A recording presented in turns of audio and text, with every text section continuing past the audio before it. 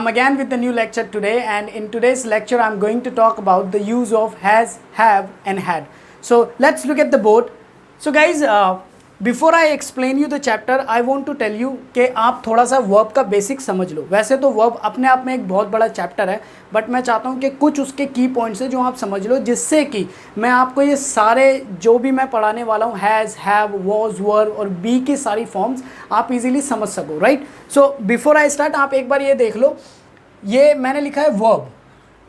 कुल ये है वर्ब, और वर्ब के मेरे पास हैं दो पार्ट्स में मैंने वर्ब्स को डिवाइड किया है. फर्स्ट पार्ट जो मेरा है स्टेटिव वर्ब, और इसके साथ मैंने लिखा है नॉन एक्शनल. स्टेटिव वर्ब, इस वर्ड को लेके आप कंफ्यूज मत होना. इस वर्ड का अपने आप में मतलब है स्टेटस. मैं लिख देता हूँ, इसका अपने आप में मतलब है स्टेट. इट मीन्स कि जब भी आप इस तरह की कोई वर्ब का इस्तेमाल करते हो जो स्टेटिव वर्ब है, वो सिर्फ और सिर्फ कोई ना कोई स्टेट बताएगी या स्टेटस बताएगी आपके होने का, या आप पे कुछ हो रहा है उस चीज़ का. राइट. वो कभी भी एक्शन नहीं बताएगी. जैसे मैंने ये लिखा है कि नॉन एक्शनल वर्ब है. राइट. और दूसरी जो वर्ब होती है उसको बोलते हैं हम एक्शनल वर्ब. समझ में आया? मैंने दो चीज़ यहाँ पे बोली कि जब भी आपके पास कोई वर्ब है, उस वर्ब को आप दो चीज़ों में डिवाइड करोगे. पहला स्टेटिव वर्ब. स्टेटिव वर्ब वो वर्ब है जो सिर्फ और सिर्फ स्टेट बताती है, मीन्स उसमें कोई काम नहीं है, वो सिर्फ एक्शन उसमें कोई एक्शन नहीं है, वो नॉन एक्शनल वर्ब होती है. राइट. सेकंड मैंने बोला कि वो बताती है एक्शन, मीन्स वो एक्शनल वर्ब है, यानी उस सेंटेंस में कोई ना कोई एक्शन हो रहा होगा. सो ये दो तरह की वर्ब होती है. आई होप आपको इतना समझ में आया होगा. मैं आगे बताता हूँ. अब देखो, जो मेरी स्टेटिव वर्ब होती हैं, अगेन उनके मेरे पास दो पार्ट हैं. एक पार्ट कि वो क्या बताता है, वो बताता है स्टेट ऑफ पोजेशन. पोजेशन का मतलब है किसी चीज़ की आपके पास ओनरशिप होना, आपका किसी चीज़ से लिंक होना, कनेक्शन होना, रिलेशन होना, ये सारी पोजेशन है. ठीक है. और एक बताता है वो स्टेट ऑफ बीइंग, कि आप क्या हो. आप क्या हो, जैसे मैंने बोला आई एम अ डॉक्टर, सो ये स्टेट ऑफ बीइंग है. मैंने बोला I am a teacher, she is a prime minister, so ये सारे स्टेट ऑफ बीइंग है. इसमें कोई एक्शन नहीं है. जब मैं आपसे बोलता हूँ that I am a teacher, so यहाँ पे क्या कोई एक्शन है? नो, यहाँ पे कोई एक्शन नहीं है. ये मैं अपना स्टेट ऑफ बीइंग बता रहा हूँ, तो ये मेरी स्टेटिव वर्ब होगी. बट व्हेन आई से आई एम टीचिंग, अब क्या यहाँ कोई एक्शन है? जी बिल्कुल है. यहाँ पे मैंने टीचिंग शब्द का इस्तेमाल किया जो अपने आप में एक एक्शनल वर्ब है. राइट. सो आओ देखते हैं बोर्ड पर. तो इतना समझ में आया. स्टेटिव वर्ब दो पार्ट में डिवाइडेड है. एक मेरी है पोजेशन, जो पोजेशन बताएगी. एक वर्ब होती है जो स्टेट ऑफ बीइंग बताएगी. अब जो पोजेशन बताने वाले शब्द हैं, जैसे ओनरशिप बताने वाले, रिलेशन बताने वाले, कनेक्शन बताने वाले, ये क्या क्या हो सकते हैं? ये टेंजिबल भी हो सकते हैं, ये इनटेंजिबल भी हो सकते हैं. इट मीन्स आप इनको टच भी कर सकते हो, आप इनको टच भी नहीं कर सकते. ऐसे टाइप के हो सकते हैं. एक हो सकता है फिजिकल और एक हो सकता है एब्स्ट्रैक्ट. सेम डेफिनेशन है. फिजिकल मीन्स आप उसको देख पा रहे हो, टच कर पा रहे हो, और एब्स्ट्रैक्ट मीन्स आप उसको ना देख सकते. जैसे मैंने बोला आई हैव पेशेंस. अब जो ये पेशेंस मेरा नाउन था, ये एब्स्ट्रैक्ट है. राइट. ये इंटेंजिबल भी हो सकता है, मैं इसको टच भी नहीं कर सकता. अब जैसे मैंने बोला आई हैव अ कार. अब कार मेरी अपने आप में क्या है? It's a physical. सो ये सारी कैटेगरीज हैं, आप इसमें डिवाइड कर लोगे. इसमें ज़्यादा कुछ ऐसा है नहीं. ठीक है. आई होप इतना आपको समझ में आ गया होगा. अब ये एक्शनल पार्ट है. एक्शनल में अभी डिवाइड इसके बारे में आज हम बात नहीं करने वाले. आज बेसिकली जिस टॉपिक में मैं बात कर रहा हूँ हैज़, हैव और हैड, वो आता है स्टेटिव वर्ब के अंदर, और उसके अंदर हम ये सारी चीज़ें बताते हैं. ठीक है. एक्शनल वर्ब हम और कभी बात करेंगे. बस इतना सा समझ लो, एक्शनल वर्ब वो सारी वर्ब होती हैं जब भी आप किसी ना किसी तरह का कोई एक्शन दिखा रहे होते हो. अब ये जो पूरा मैंने आपको इतना सारा समझाया है, ये सारा डिपेंड किस पे करता है? ये सारा खेल है इन सारी वर्ब का. ठीक है. एक बार इनको देख लो. ये सारी वर्ब मैंने लिखी है am, is, are, has, have, had, was, were, be, being, been. ऐसे और भी काफ़ी सारी है, बट ये मेन है जो अभी आपको समझना अपना बेसिक अच्छा करने के लिए.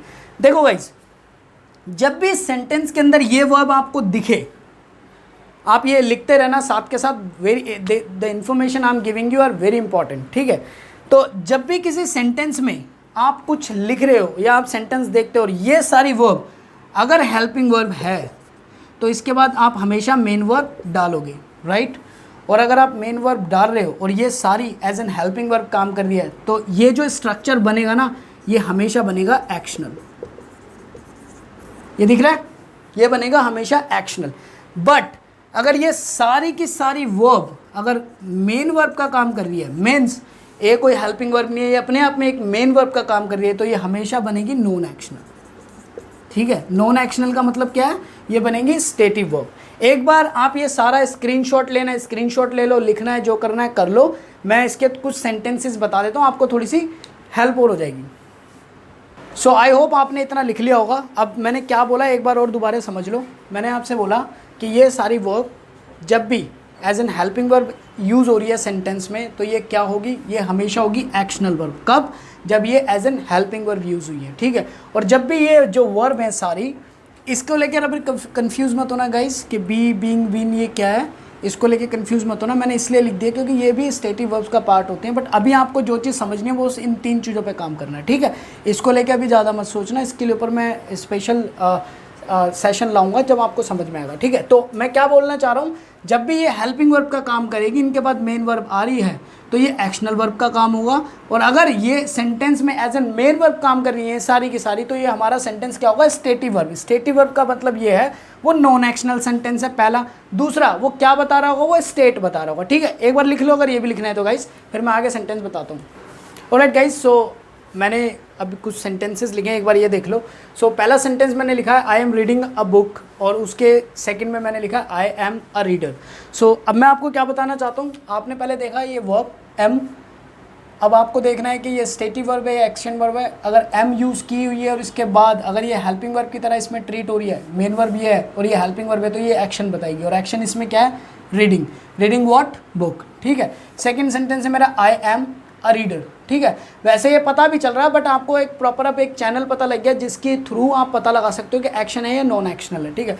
अब मेरे पास एम है, एम के बाद कोई वर्ब नहीं है, यानी ये मेन वर्ब है। और मेन वर्ब है तो मेरे को पता लग रहा है जब जब ये मेन वर्ब है, ये क्या बताती है, स्टेट बताती है। और स्टेट क्या है, that you are a reader, right. Now third, ये कह रहा है she has eaten the food, has again वही वर्ब, बट इसके बाद मेन वर्ब है, ये हेल्पिंग वर्ब है, तो ये एक्शन बता रहे हो। और एक्शन क्या है, ईटन, ठीक है।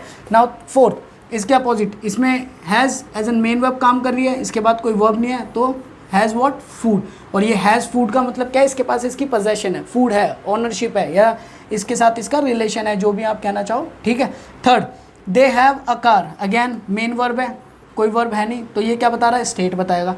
अगेन आर, अब इसके बाद एक और वर्ब आ रही है, अगर ये वर्ब है मेन, तो ये मेरी हेल्पिंग वर्ब है। अगर ये हेल्पिंग वर्ब है तो क्या बताएगा, एक्शन बताएगा। और एक्शन क्या है, ड्राइविंग। एक बार ये सेंटेंसेस लिख लो। अब मैं आपको प्रॉपरली बताने वाला हूँ हैज़, हैव और इनका क्या इस्तेमाल है, ठीक है। ऑलराइट गाइज, सो ये सारा मैंने आपको बता दिया। अब मैं आता हूँ अपने मेन टॉपिक पे। उससे पहले जो बेस मैंने आपको दिया है वो ज़रूरी था, क्योंकि सारा कुछ पढ़ने के लिए वो बेसिक आना चाहिए, ठीक है। तो अब मैं जो बात कर रहा हूँ वो कर रहा हूँ हैज़ और हैव की। पहले जो आपको चीज़ समझने के हैज़ और हैव, ये दोनों शब्दों को हम यूज़ करते हैं कब, प्रेजेंट में, ठीक है। जब भी हम अपने प्रेजेंट की बात कर रहे होते हैं, पास्ट की नहीं। पास्ट के लिए हमारे पास हैड है, जो इसके बाद बताऊँगा। प्रेजेंट के लिए मेरे पास क्या है, हैज़ और हैव, ठीक है। अब इनका समझो यूज़, कि ये यूज़ क्या है इनका, हम इनका यूज़ करते हैं to show possession, to show ownership. अब मैंने कई बार देखा है, आप भी देखते होंगे कि लोग इसका हिंदी मीनिंग निकाल के चलते हैं कि जब भी हमारे पास कुछ पास है तो हम उसको बोलते हैं, आप हैज़ और हैव लगा के उसका इस्तेमाल करते हो, राइट। ये डेफिनेशन बिल्कुल सही है, बट आप एक चीज़ इसमें जो ध्यान रखने वाली है वो ये है कि जब भी आप बोल रहे हो कि आपके पास कुछ पास है, वो फिजिकल भी हो सकता है, वो एब्स्ट्रैक्ट भी हो सकता है। इसका मतलब क्या है गाइज, इसका मतलब सिंपल सा है, ज़रूरी नहीं है कि वो प्रॉपर फिजिकली आपके पास हो पास, तभी आप हैज़ और हैव का इस्तेमाल करो। अगर वो किसी एब्स्ट्रैक्ट सेंस में है, कोई एब्स्ट्रैक्ट नाउन है, तब भी आप इसका इस्तेमाल करते हो। वह एब्स्ट्रैक्ट क्या है, एब्स्ट्रैक्ट वो है जिसको ना आप टच कर सकते, ना देख सकते, ना उसको छू सकते। Could be a feeling, emotions, कुछ भी हो सकता है। अगर वो आपके पास है, अटैच है, रिलेशन है उन चीज़ों से, तो भी आप हैज़ और हैव का इस्तेमाल करते हो। ये डेफिनेशन प्रॉपर अब है, ठीक है।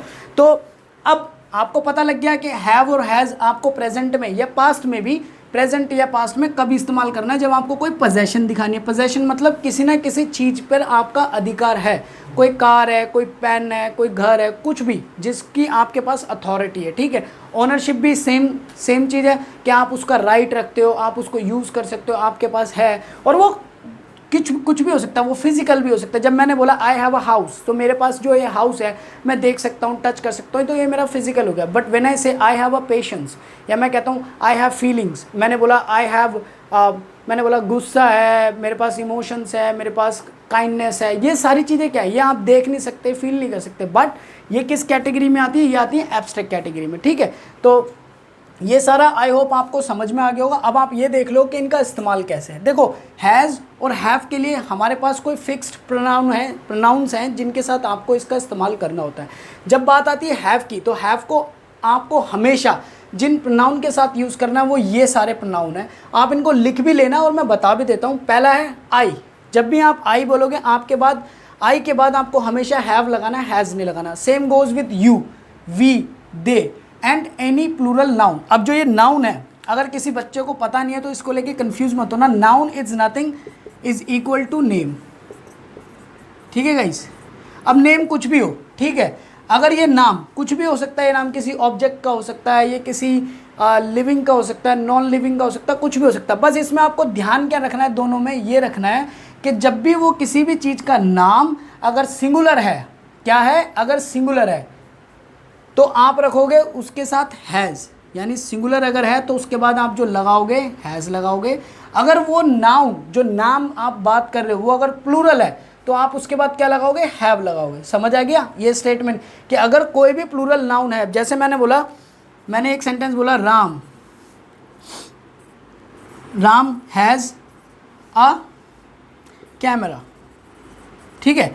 अब राम मेरा क्या था, सिंगुलर नेम, मैंने बोला noun, noun is equal to name, तो मुझे पता लगा भाई सिंगुलर है, सिंगुलर है तो मेरे को इसके अकॉर्डिंग मैं क्या यूज़ करूँगा, हैज़। मैंने हैज़ लगा दिया। अब अगर मैं ये बोलूँ राम एंड श्याम, मैंने बोला राम एंड श्याम और मैंने फिर हैज़ लगाया और मैंने बोला आकार। अब इसका, अब ये जो सेंटेंस है मेरा, क्या ये सही है? ये सेंटेंस गलत है। इसमें क्यों गलत है ये सेंटेंस? ये सेंटेंस इसलिए गलत है क्योंकि मेरे पास नाम तो अभी भी है, लेकिन मेरे पास अब दो नाउन है, राइट। दो नाउन है तो ये दो नाउन इसमें आता है, ये प्लूरल हो गए, राइट। और अगर ये प्लूरल हो गए तो मुझे इसके साथ क्या लगाना है, हैव लगाना है, राइट। तो मैं यहाँ लाऊंगा हैव। और ये कार क्या है, ये कार इनकी पोजेशन है, ओनरशिप है, जिस पे ये होल्ड करते हैं, जिस पे ये राइट करते हैं, ठीक है गाइस। इतना समझ में आया? इतना आप लिख लो, फिर मैं और आगे इसका कुछ बता देता हूँ। एक बार आप लिख लो गाइज। हैज़ और हैव मैंने आपको बता दिया, एक बार आप देख लो। मैं हैड का थोड़ा सा बता देता हूँ। हैड का इस्तेमाल करते हैं हम पास्ट के अंदर। पास्ट में मतलब जब मेरे पास प्रेजेंट में कुछ है तो मैंने बोला हैव या हैज़। और हैज़ और हैव में मेरे को दोनों में से क्या चाहिए, ये मुझे फिक्स प्रोनाउन है जो मैंने अभी बताया था पिछली स्लाइड में, वो आपको पता लग जाएगा उससे, ठीक है।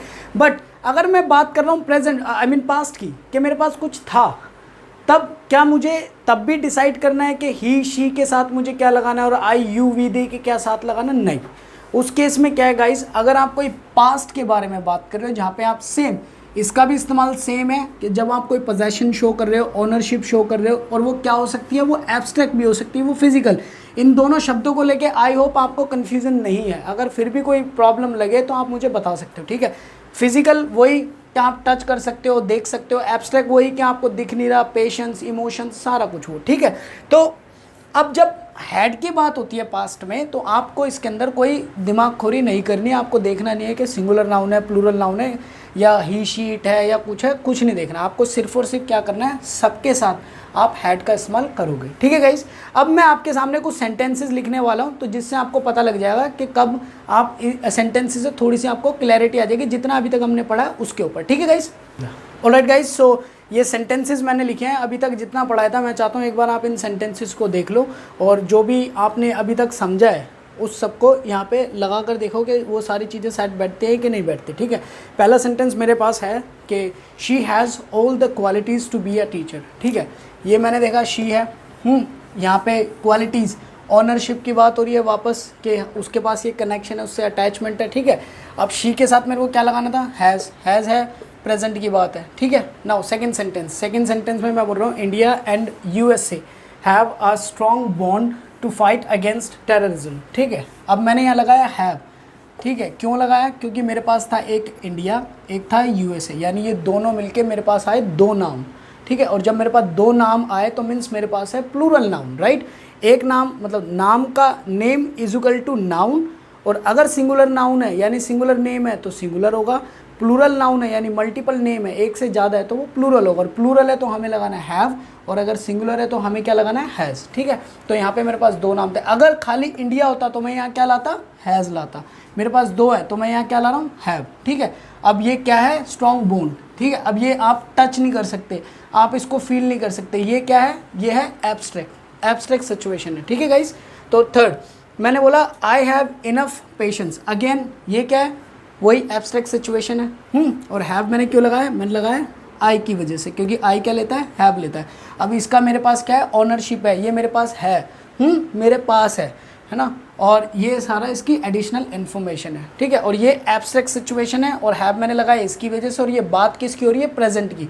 हैज़ और have will show present situation. ठीक है, नाउ नेक्स्ट सेंटेंस मैंने बोला इंडियंस हैव। अब यहाँ पे मैंने इंडिया के साथ अगर मैंने बोला था इंडिया होता तो मैं लगाता हैज़, खाली इंडिया होता तो, बट इस सेंटेंस में मैंने हैव लगाया। क्यों लगाया, इस चीज़ का ध्यान रखना, क्योंकि यहाँ मैं खाली इंडिया की बात कर रहा था और यहाँ पे मैंने बोला इंडियंस। ठीक है, तो इंडियंस अपने आप में प्लूरल हो गया, सारे लोगों की हमारी बात हो रही है। ठीक है, तो मैंने बोला इंडियंस हैव। अब मैंने बोला करेज एंड पावर, ये दोनों क्या है, देख नहीं सकते। ठीक है, इंटेंजिबल है, और दोनों क्या नाउन है, दोनों नाउन है जो शो कर रहे हैं एब्स्ट्रैक्ट सिचुएशन। करेक्ट। सो ये सारी है कि हम उनको इकोनॉमिकली डिफीट कर सकते हैं। नाउ नेक्स्ट सेंटेंस मैंने बोला आई हैड, और ये भी क्या था, प्रेजेंट था। नेक्स्ट मैंने बोला I had few batches of biology. ठीक है, अगेन समझ गए क्या सिचुएशन है, मेरे पास बैचेस हैं, तो आप इसको एब्स्ट्रैक्ट भी बोल सकते हो, वैसे भी काउंट कर सकते हो। ठीक है, नाउ मैंने बोला हैड। अब हैड से मुझे क्या पता लग रहा है, हैड से मुझे पता लग रहा है कि ये मेरी बात हो रही है किसकी, पास्ट की। ठीक है, और इसके साथ चूँकि हैड के साथ कुछ ऐसा सिनेरियो है नहीं कि आपको चूज़ करना है, ही लगाना है, उसके साथ डिफरेंट लगाना है, ऐसा कुछ है नहीं, तो ये सबके साथ लगता है, और ये मेरी बात कब की हो रही है, पास्ट की। ठीक है, वैसे this is a true statement, I used to have a batch for biology. So next, she had trust issues. Trust issue means again the same thing, abstract situation है। पहले उसको ट्रस्ट इशू था, यानी उसको शक था, उसको यकीन नहीं था, जो भी सिचुएशन थी। बट मैंने पढ़ाया मेरी एक वीडियो में, मैंने आपको बताया था कि जब भी आप बट लगाते हो तो इधर अगर पॉजिटिव सिचुएशन है तो इधर नेगेटिव होनी चाहिए, इधर नेगेटिव है तो पॉजिटिव होनी चाहिए, यानी एडवर्स नेचर की होनी चाहिए। यानी इधर आपने जो बोल दिया ना उससे उल्टा ही आपको इधर बोलना पड़ेगा बट के बाद। तो मैंने यहाँ पे बोला उसको पहले ट्रस्ट इश्यू था तो ये नेगेटिव स्टेटमेंट है, बट के बाद अगेन मेरी पॉजिटिव स्टेटमेंट आएगी, but she is fine now. So ये सारे सेंटेंसेज है गाइज, इन सबको लिख लेना। काफ़ी सारा मैंने कोशिश की है कि मैं बेसिक से लेके एडवांस तक आपको इसमें एक्सप्लेन करूं, इसके अलावा इसमें कुछ नहीं है।